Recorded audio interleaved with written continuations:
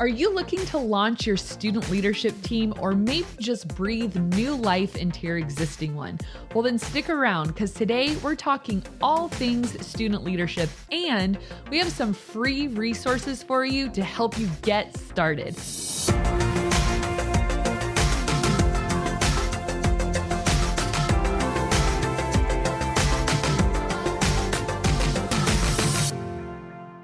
Hey everybody, welcome back to the Ministry Coach Podcast, where we bring you weekly tips and tactics to help you fast-track the growth and health of your youth ministry. My name is Jeff Lascola. With me is my favorite person in the world. Aww. It's true, you are. Thanks. Kristen Lascola. What are we talking about today? Today we are talking about how to launch your student leadership program start to finish, which sounds pretty awesome. Pretty cool. Yeah, well, I did a online conference a couple weeks ago, and it was on a lot of things, but what they wanted mostly was this content. Mm-hmm. And so we thought, hey, let's talk about this today. Maybe some other people are in the same boat. And we have some gifts for you that go along with this episode, right? Yeah. All right. So I'm going to be mentioning a couple things, like a PowerPoint presentation I use, as well as an application that has like a reference form attached to it and different things like that. And these are the actual things that I give people who are interested in being in the student leadership team. And you can have those. How do they get them, Jeff? They need to email us at ministrycoachpodcast@gmail.com, and they will get sent out to you as soon as we get around to sending them out to you, which isn't always right away, but was usually within 24 hours. That's right away. In That's youth ministry world, come on. All right. Right away. So, so that is our gift to you. And obviously, so I'll send it as a Word document, the application and all that kind of stuff, so that you can edit it to fit your context. Feel free to just rip it right off. You don't have to give me credit or anything. Just take it and run. And then the PowerPoint presentation, hey, if it's not your cup of tea, change it, edit it. It's probably really dated. I mean, it's the same one I use every year. Make it your own, but at least it's going to give you a launching point, a template, something that maybe you hadn't thought of. So here we go. We're assuming you have no student leadership team right now, and this is going to be how you would launch it start to finish. So if that's you and you're like, I really don't have a student leadership team, great. Get a notepad and take some notes. If you're like, I do have a student leadership team, this will also still apply to you because maybe there's things woven in here that you don't do or that maybe you could do differently. It'll hopefully give you some new wind in your sails for student leadership. So it's kind of a hard season right now, because you probably didn't get to launch your student leadership team when you had originally planned. But what I like to do is take an entire weekend and midweek to talk about student leadership. So all of our weekend services will be, our student leadership team is called SOS. It's called Students of Service.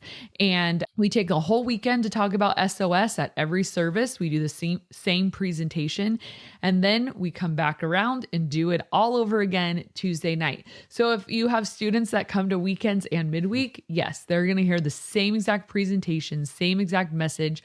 But the only difference will be we're also talking about in small groups. So on a Tuesday night, I'm going to do that same presentation, but then they're going to go to their small group and they're going to get to talk about it. I have a whole talk sheet around the presentation of what does it mean to serve and, questions like that. So then that whole weekend and on Tuesday night, after you've given them the whole pitch presentation, you have applications, hard copies of them available for them to grab and take home at the end of service. So the application comes with like, here's a bunch of questions about who you are. Like, tell me, like, what's your relationship with God like? How would your friends describe your relationship with God? When did you become a Christian?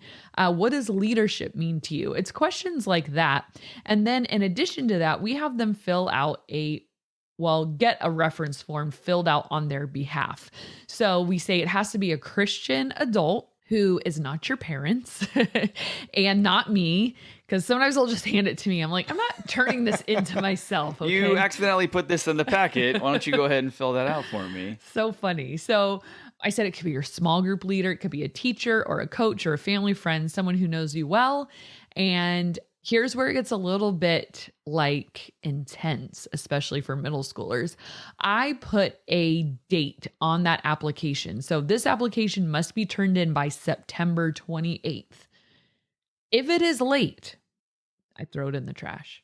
So not in front of their face. I just say, I don't accept any late applications. And that is hard because especially in youth ministry world, you know, students are always doing things at the last minute. But I say the first sign that you're going to give me that you're committed to this team, that you can be a leader and that you're going to take this seriously is that you turn in this application on time. And I say it over and over and over again. And guess how long they have to fill it out? A month. Okay. They have a month before it is due. So from when we do the presentation to when that application comes in is 4 weeks. And we remind them all the time. And how often do you get that kid at the end? You know what? I really only had one. Oh, wow. And their mom called me and she said, all my other children have been like in student leadership and she didn't get it on time. And is there any way? And guess what? I said, no, I did not let her. And to this day, I kind of feel bad about that. It's like, this isn't like Harvard law. Like, my gosh, like, could I have been a little more flexible? But I think I was she may have learned a valuable lesson that day. And that's what I was going to say. That's kind of my point is like, if you want to be a leader, like, show me, right? Like I'm setting you up for success. Like there's no reason you can't do this. The thing that students will always have a question about is, does my reference form have to be in by that same date? No. I tell them once you hand that reference form to somebody, it's out of your hands. You don't have to track them down. Make sure you turn it in by September 20th. I said, you turn it in. And as those trickle in, that's totally fine. So one question I get a lot during this part is, so is everyone allowed to fill out an application? Mm-hmm. And I say, yeah, everyone who wants to can. And some years we get a lot. Some years we don't get quite as much. I mean, I've had really large student leadership teams. Yeah. Do you put a cap on it? Oh, no, I don't, because all I do is I get smarter with how I split them up, you know, to make it a more manageable team, whether we all stay together or break off into small groups and stuff like that. But, you know, I really feel like even if you have a kid who like everyone's rolling their eyes like, ugh, they are like filling out a leadership application. How dare they? You know, I just feel like let's not get weirdly elitist about it. One qualification I have is that you're a Christian. I don't require like, it's kind of one of those things where it's like, you know, when you like go to apply for a job and they say, do you have any experience? Right. And you're like, that's why I'm here. Yeah. Oh, we don't hire unless you have experience. You're like, well, who does? Right. Because I need to go to them. And that's kind of the mentality I have is like, I'm not like some CEO of a leadership corporation. I'm trying to teach students how to become leaders. So it's like, come one, come all. Innocent until proven guilty. Once you step over that line and want to be a leader, oh, now I'll hold you accountable. Yeah, that makes sense. You know, and it's not like I kick you off if you say like one bad thing. It's more like, all right, you're signing up to be teachable and to be discipled. And that's what I'll do for you. So I'm not looking for the most perfect students to like, well, like they carry our ministry name. It's like, yeah, but what 7th grader is like, reporting for duty. Right. I'm like an exceptional leader. Guess who makes them that? You. So you are their coach. You are their mentor. You are and if you think student leadership is going to make your job easier, oh, I challenge you. It will do the exact opposite. People are like, delegate, have students help with photos. Oh yeah, because they actually follow through on anything I've asked them to do the first time. It's so much more work for me. And we'll get into that in a minute. So real quick though, percentage of your ministry, what would you say on average is probably in student leadership? I can't do that math in my head, but like... Make it simple. If you had 5 kids, how many would be in student leadership? And 10 kids, how many would be in student? 20 kids. 24, 25, 26 kids. I would say like our team on the big side, it'd be like 30 kids sign up. Okay. And that's out of like 150. So what percentage is that? Well, now you're making me. I see. I know. I see. Stop. It really should not be that hard. No, but you get the idea. So it's like sometimes. I think it's 1/5, 20%. 20%. Final answer. Okay. So, and that was a lot, 30, but that was manageable. Like I said, through other That's things. a lot because 30 kids is a lot, but I think 20%, is that what I just said it was? 20%? Yeah. That seems reasonable of your ministry. I mean, if you had 10 kids, 2 of them would be student leadership. Seems. Yeah. So whatever size group you have, expect maybe to get 20%. And when I pitch the whole spiel, I say, look around this room. I said, raise your hand if you are a small group leader, an adult small group leader who used to be on my SOS team. And it's significant. And I said, they got plugged in when they were your age. They learned leadership when they were your age. And now they've come back to serve. And because all the kids look at my small group leaders like, I want to do that. They think it's like the coolest thing ever. And I'm like, they used to be you. Yeah. And that's just such a cool visual in the room to see all these former student that they look up to SOS kids raise their hand. It's like, I've had them since they were SOS. They went to high school. Right. We stayed in touch, I stalked them on social media to make sure they weren't sketchy. And they'll always say that, can I be a small group leader when I grow up? I said, yeah, unless you become a sketchy high schooler. And they're like, okay. All right, never mind then. Change of plans. Right. Well, never mind. So yeah, we were talking about hey, come one, come all, innocent till proven guilty. Although you do have to be a Christian to be a Christian leader, that only makes sense. And then the day will come where their applications are due. Hopefully they've turned them in ahead of time. And then here's one thing. And as I was writing this content, I'm like, I haven't done that in a while, but it was really fun. I used to give them an official acceptance, back in the day, I would actually call them I just want to let you know we've received make it so official. Your SOS application. Welcome to the team. Your first meeting is going to be on October 5th at blah, blah, blah. We can't wait to see you. Phone calls are kind of weird now. So text, or you could send phone calls are kind of weird to now. Junior hires. Yeah, they feel like it's so boomer, but you could make a postcard and say, how you get an acceptance letter for college, Dear Jeff, with an official stamp on it. We are pleased to announce. And then another step I've done too is once I have all the applications in and we're ready to go, I'll put it up as a part of our announcements, on the weekend or Tuesday night, everyone welcome your SOS team for the 2020-2021 year. Give them a round of applause. Go ahead and stand up, guys. Make it whoa, this is the team that's going to be serving our youth ministry. So that's kind of fun. Makes them feel official. And you do it for a full school year? Do you plan it off? Good question. Start of the fall to the. Yep. So we just follow the school year calendar. I usually, depending on how on top of it I am, I either launch in September or October and go till May. And then there's kind of no student leadership during the. No, we take a break during the summer because we kind of want everyone. You take a break from that in the summer, but not from youth not ministry. Youth group. No. Of course not. But yeah, student leadership so that our new class can promote and everyone can start back on level playing ground, So yeah, so that goes for the year. And then, so now we come to the meetings. So my student leadership team meets once a month.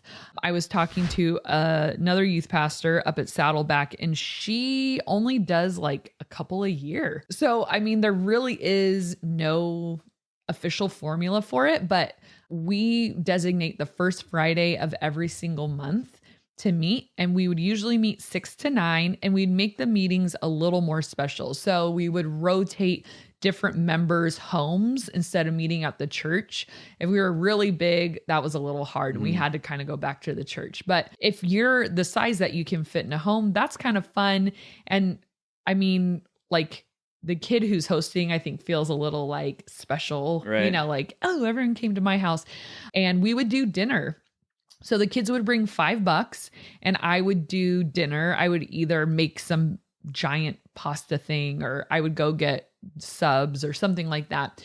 So it was kind of feeling like already a little bit more like you don't want it just to feel like another youth group night. Like there has to be something that sets it apart. So we'd have dinner all together, hang out, and then we'd play a game. And then we would get into our meeting and I would do, depending on the size of the group, it would either like we all stay together and discuss the homework or a Bible study that I'd given them prior to the meeting, or I kind of would go through some announcements and all that kind of stuff with them. And then they'd break off into small groups. And so then you need adults to lead those different small groups. And then we come back together at the end of the night, have dessert, hang out. And it was really fun. And the kids really looked forward to it, especially junior hires. Like they're always looking for something fun to do on a Friday night. Right. They don't really get to just get up and go anywhere. And so they would like look forward to the evening. It was actually hard to get stuff done because they were just like wanting to just hang out, And so the very first meeting, what I have them do is go through their job options. So the reason it was called Students of Service is because it's very heavy on the serving side. And the whole picture I'm trying to paint for them is Christian leadership is servant leadership. And our very first lesson is always on Jesus and servant leadership. And so I always try to get them away from the mentality like we're up here and like the rest of those like noobs, like flipping that on its head. Like Jesus did, right. like he's like, no, the greatest among you is servant of all. And so that is like the whole golden thread throughout the whole year, the whole curriculum is that no, when we sign up to be leaders, we have to understand that we serve because none of us are better than Jesus. Right. And so our theme verse was, for even the Son of Man did not come to be served, but to serve and to give his life as a ransom for many. And that was like the theme verse that I think we even put it on like our SOS shirt and whatever, just to keep them reminded. So they have a job that is specifically theirs. And this is where it gets really complicated for you, but fun for them. So you come, and I can email this as well, is how I do my jobs. So I give them job options, and like some of them are like up in front stuff, some of them are behind the scenes stuff, and they tell me what they want to do. So for example, come early and help me set up on Sunday morning, stay after service and help me clean up, take pictures for our social media, give announcements on our announcement video or on stage, however you do it. Help me plan games. And, I'll give you the full list if you want it emailed, and they put their name there. And then I go through and I make them give me two options because if like everyone wants to do announcements on Tuesday night, I'm like, or like hand motions for worship. We still do that. The kids love it. It's really fun, but they get to be on stage doing all that. So yeah, you sort through all of that and then you give them their jobs. And then what I do is I make a calendar and I schedule them. So it's like, if you really want to do the snack shack, and so do I, you might be the first 2 Tuesdays of the month and I might be the last 2 Tuesdays of the month. And so we alternate who works the snack shack or does worship. So they have a calendar and I say, find your name, find your date and circle that and make sure you're ready to go on that day. So that's where it gets a little tricky because maybe high schoolers would be able to keep track of their schedule a little bit. I give them physically a calendar. I say, this is your date. Then the other aspect of service is we do a lot of service projects too. And that's outside of the church. So I always make the push of like, we serve inside the church and outside the church. How many, I was going to ask you, how many service projects do you usually do per year? I try to do 4 if I can. That's always the goal. Does it actually happen? We might be closer to 3. So yeah, we'll like take a Saturday, go serve the homeless, serve the elderly, stuff like that. But yeah, I try to mix those in as much because it's rare that all of the kids can come to all of them. Right. So having enough that they get to come to at least one is a big deal. So, And then at the meeting, so now we've done the whole job thing. I've passed them around. And then I always give them their homework for the next meeting at the previous meeting. So I give them like, and the sky's the limit here. It's like whatever's on your heart for your students. Some ideas of things I have done with my student leadership team. I've had them go through a book. There's a book called Do Hard Things. It's by these two brothers. They wrote it when they were, I think, in high school. They were really young. And it's like this whole thing of like push yourself to get out of your comfort zone, which is a great one for student leadership. I've gone through like you can come up with a reading plan of the whole New Testament for them. Like if you read this much every day, by the end of this program, you will have read the whole New Testament. You can do that with them. I've done like a leadership study with different figures from the Bible. So what can we learn from leadership from David, from Moses, from Abraham, from Deborah, whoever. And then I've done just like character studies. So what does influence, like more like leadership stuff, like what is influence? What is servant leadership? What is character? Why does it matter?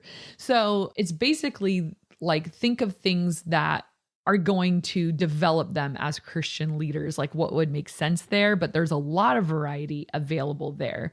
So, and I always tell them, guys, you have a whole month to do this, like do your homework. And then along with that is always a memory verse. And we kind of make it fun. If they say their memory verse, they're like the first to go get dessert. So like they'll like stand in line, say it, and then they can go get whatever. Here's why we do student leadership. So sounds like a lot of work, sounds like a lot of moving pieces. But the reason we do it is because there's this whole concept of one of our senior pastors wrote a book called Sticky Church. And he was saying, if you can get people stuck to each other through relationships and stuck to the word of God, people are going to stay in church. And I love that concept because it's so true.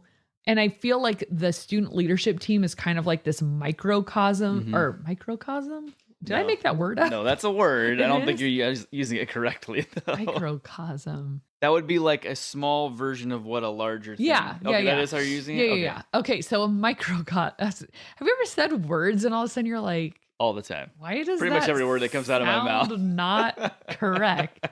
Did I make that up? Did I dream that word? So it's like a microcosm of it, meaning like we get them stuck to God's word, but we get them stuck to each other. Like we develop this like little tight knit group, but also help them realize like kids don't know what they're good at. Like, because a lot of times they've never had opportunities to try things. Right. And that's what I tell them with their jobs is like, if you don't know, just try something. And if you don't like it, we'll adjust, Like, it's not like, no, you signed up for head motions. You must do them. Like, let's work together. The whole thing, think of yourself as this disciple or coach that's helping people find where they fit in church.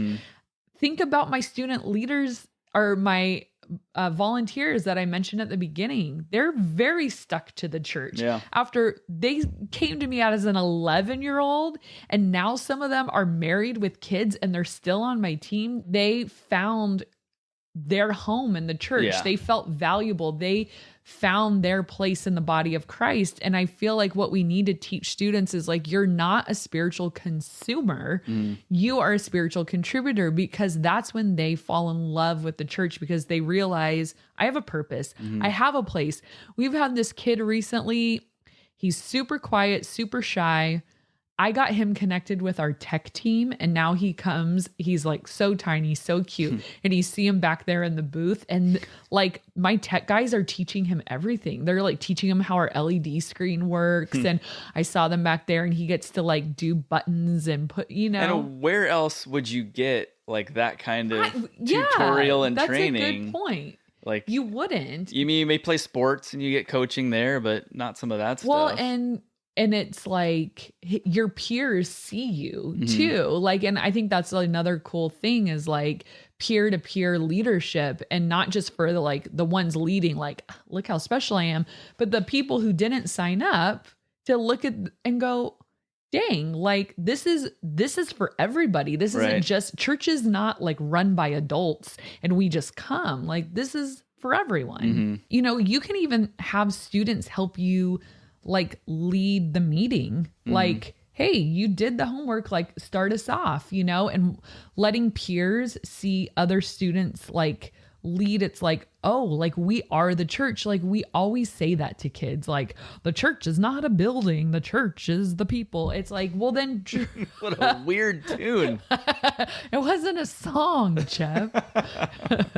It's like, well then let's treat them that way. Like if they really are the church, it's like, well then you guys need to work at the core of ministry with us. Like I always tell them, like, you think leaders are people on stage with a microphone, but it's like, that's like, guys, literally 5% of what my job is. And so what does it take to make church run? What does it take for the body of Christ to reach people? Some of them I really challenge, like, you need to go talk to new people. I've talked about that on an episode before, but you need to go talk to new people. You need to invite other people on your team. You need to look around and not just be like me and my friends, like who's getting left out that you can grab in and bring in. Like you are representing Jesus. And this is beautiful because it's a group of students who have signed up to literally say, challenge me, teach me, stretch me, grow me. And you're like, okay, like, let's do this. And very rarely do I have a student like do something so horrendous that they have to be kicked off the team. That has happened before, to where it's just like, hey, you know, after a couple conversations, I just don't know that you're in the right place for this. Let's give it another try next season, you know, or if they're going to high school, it's high school's problem after that. But you know, it has happened. Yeah. So, you know, we also hold them accountable to their character, but like, man, I really wish I had signed up for something like this when I was their age, but I did not. So, and then feel free to use them on the fly too. So sometimes, like, say we play a game where we popped a ton of balloons. I'm like, all right, SOS team, I need you guys to grab a broom, grab a trash can, everyone help me out. So I tell them, guys, you're on call for like SOS, you got to help. And then there's also a commitment piece to where they're expected to show up to at least 75% of what we do. So I say, hey, out of 4 weeks in a month, you better be there at least 3 of those. And if they can't, the challenge for them is you text me and let me know, hey, I can't show up for my job. That's a big one. Or, hey, I know I already missed church twice this month. I have a game. I'm going to have to miss it again. I say, you are allowed to miss. Leaders are allowed to not be there, but leaders have to communicate. And I don't want to hear from your mom. I don't want to hear from your dad. I want to hear from you. When I can't show up to my job, I have to tell my pastor. I don't just get to you should have your parents call for you. Mommy. And I know it's a little different, but I want them to start getting in the habit. You need to start owning your responsibilities, not relying on your mom to like remind you of your job. You need to remind her like, hey, I'm on tech this week. We need to get there early. Or if you can't make it, you text me. So there's so much wrapped into this team of like learning responsibility, learning influence, learning care, all of that stuff. And that's why I said it's not going to make your job easier. Right. But you want to know the best part? Reaping the benefits later once they come back and be leaders. You say it in a way that it's like sounds so selfish. It's called fruit in church world, Jeff. Okay.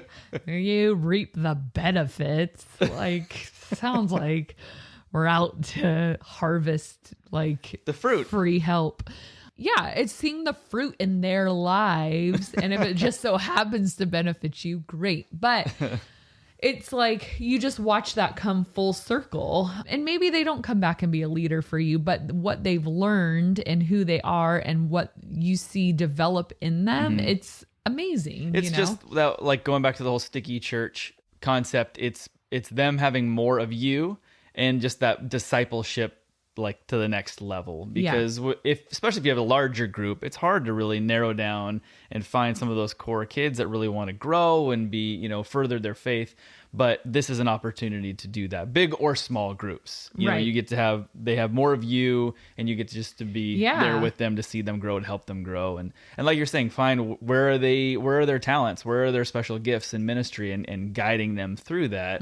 So you can reap the benefits later on when they come back, if they come back and be leaders. But those are usually the kids that progress further faster in their walk with God. Totally. So, I mean, it'd be cool to have an entire group of student leadership, but that would kind of defeat the purpose. Right. I mean, and there's some kids that it's like, yeah, I'm just going to be a kid who shows up to church, and they may surprise you and come back later and tell you how much of an influence you had on them. But, like you bring up such a great point, they have so much more proximity to you.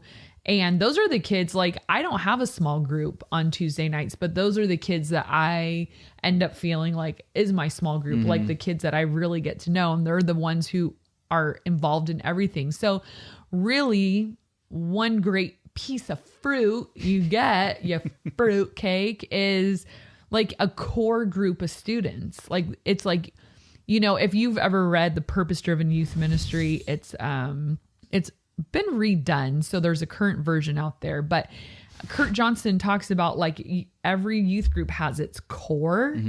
Those are usually the student leaders. Like, so every group needs its core. They kind of set the tone. They kind of reach the kids. It's amazing the power and the influence, and they sort of set that like DNA a little bit. Well, hopefully that will help you launch your new student leadership team, or maybe revamp the one you currently have. If you want any of the resources we talked about, remember, email us at ministrycoachpodcast@gmail.com. And also, if you guys have any show ideas that you think, hey, I would really like to hear something on this, go ahead and email us there too, ministrycoachpodcast@gmail.com. We would love to hear from you guys. Until then, we will see you next time.